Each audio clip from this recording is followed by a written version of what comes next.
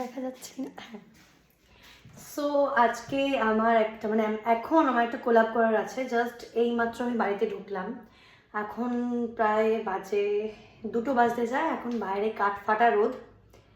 তো এখন এই রোদের মধ্যে আমাকে সাজুগুজু করে কোলাপ করতে যেতে হবে ছাদের মধ্যে। আর এরকম করে ভিডিওটা করার একটাই কারণ, আমি নতুন ড্রেসিং টেবিল কিনেছি। তো আয়নার থেকে কেমন দেখতে লাগছে ক্যামেরাতে, এটাই আমি টেস্ট করছি এখন।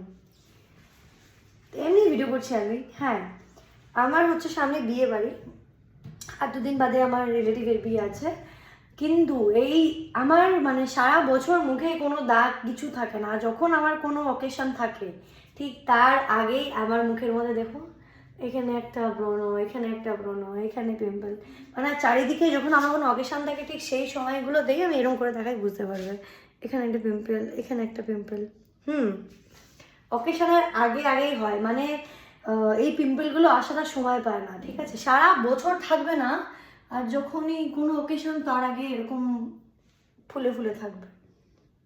কার কার সাথে এরকম হয় আমার মতো, এই যে এরকম অকেশনের আগে পিম্পল হয়? তোমরা তাড়াতাড়ি কমেন্ট করো আর আমাকে জানাও। আর যদি কিছু উপায় জানা থাকে তোমাদের যে কিভাবে খুব তাড়াতাড়ি মানে পিম্পলগুলোকে সরানো যায়, কারণ এরকম পিম্পল মধ্যে মুখের মধ্যে নিয়ে মেকআপ করলেও মেকআপ ভালো লাগবে না।